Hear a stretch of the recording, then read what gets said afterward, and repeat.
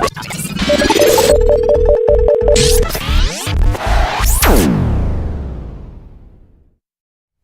and welcome to Jam Live. My name is Edward Benison. And I'm Kaylee Valance. On tonight's show, Plymouth remains England's pothole capital. Is Plymouth in the grip of Winter Olympics fever? And Brickfields looks forward to welcoming some big mama's boys next summer. But first, after recent storms in Plymouth, the community is pulling together to try and get the city back in shape after the damage. Here's our reporter to tell us more. Here in Seaton, the inclement weather of the past 2 months has taken its toll. Piles upon piles of debris are the result of the near constant storms that have plagued the country in the past winter. Trees have been ripped from their roots, devastating areas of woodland and affecting local wildlife severely. Walls designed to protect against waves by the seaside have instead been torn in two by tall, unusually huge waves. The churning waves of the sea have also washed up record-breaking amounts of brown seaweed, causing a bizarre change in the landscape. Yet Seaton is a community in recovery. Repairs are already underway on the Seaside Cafe. The grey sea, grey skies and grey sand have not yet dampened spirits. Even some of the local wildlife seems to be making the most of the situation. Charlie Greep, Marjon News. Now, how many potholes did you encounter on your drive to work today? We sent our reporter to speak to some of the most qualified to speak on this subject, our city's taxi drivers. Bo Pargusi tells us more. In the bustling ocean city of Plymouth, the public is facing daily battles on their commute to work. Road damage and potholes are a common problem around the city, having been worsened by the recent stormy weather.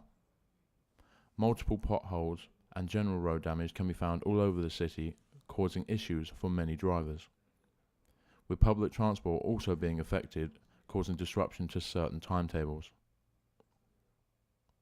As can be seen in this graph, the amount of potholes is rising rapidly, raising the cost of road repairs significantly. We spoke to local taxi drivers, asking about what they think of the current conditions of the road and how it affects them. They're spending their money on other things rather than important things like the roads, because some of the potholes are like 5-6 inches thick and just killing our wheels, just causing damage to all the cabs, and they're everywhere. And they're just filling them up and they're coming out again. There are like bits of roads where you can just drive like 10 miles an hour, even slower. Just to like make sure that you don't damage your car, you know. And yeah, that's basically it. I mean, I have to drive very slow and be very careful. You know? The council is planning to spend £50,000 on an emergency repair plan, stating that we're working hard to make sure winter damage to the network is minimised. This is good news for the drivers of Plymouth, as hopefully the issues of potholes and road damage is slowly being remedied by council intervention. Well, that's good news for everyone. The 2014 Sochi Winter Olympics really kicked off with a bang and kept us glued to our screens for the duration. With the success of Great Britain over the course of the 2 weeks, we have looked at how people across the city of Plymouth have been inspired to participate and have a go at winter sports. The 2014 Sochi Winter Olympics have become many different things to many people. For some it is the pinnacle of their sporting career, for others it has become a political minefield, and most will remember it as one of the most expensive sporting events of all time. But what about the people of Plymouth? With no regional representation and the closure of the local ice rink looming, does the average Plymouthian really care? We visited Plymouth Ski Centre to ask the duty manager what he thought.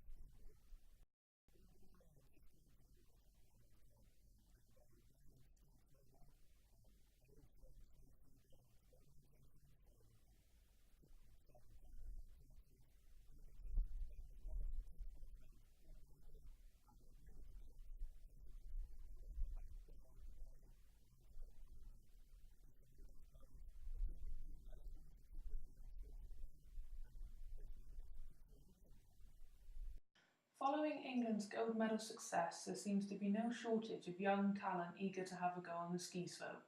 The boom in bookings is obviously great news for this local business, but there's still space if you want to try it out. This wasn't the only place affected by Sochi syndrome. The Ice Angels have once again brought their ice rink to Plymouth City Centre. Situated in front of a large screen which has been showing the Winter Olympics in cinematic size, this seems like the perfect place for fans to come. Naturally, the cold weather made most Plymouthvians reluctant to stop and talk, but we did manage to freeze one passerby in place, long enough to ask him a few questions.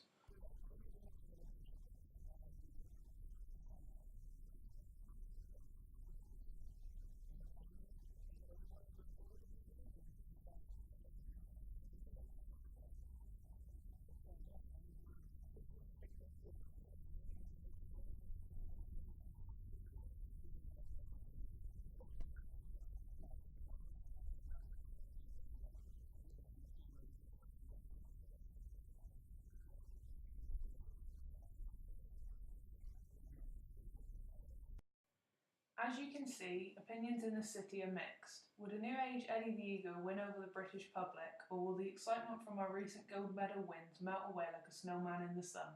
Only time will tell. I've been Jade Dyer, you stay warm out there, back to the studio. Let's hope that sport continues to rise in Plymouth. And now, some very good news for all of us. Would you imagine it? No? I'll give you a clue. It's related with the Rugby World Cup 2015. Not yet? Another one. All these emotions and gorgeous moments are happening very next to us. Let's leave Dan and Patrick tell us more about it. Some of the greatest rugby teams in the world could use Plymouth as a base and training ground for the Rugby World Cup in 2015. A group of local sports partners put together a bid to be a potential team base before and during the tournament. Organisers for England 2015 have confirmed the city has been successful in making the approved list. A consortium headed up by Plymouth City Council also includes Plymouth Albion Rugby Club, the University of St Mark and St John Plymouth, as well as the Ministry of Defence. Teams that could potentially train in Plymouth include Italy and Tonga, as well as 3 nations who have come through the qualification process, who are due to play matches at Sandy Park. We spoke to one local fan. Yeah, I'm a great fan of Plymouth Albion. I've come here all the time to watch them play. It's good to know that the grounds will be used for some of the best players and best teams to train here for the Rugby World Cup 2015. That's it from me, Dan Lidstone, reporting from outside Plymouth Albion. Back to the studio. Doesn't that sound exciting? I'm afraid that's all we've got time for today. Join us back here, same time tomorrow. Thank you for watching.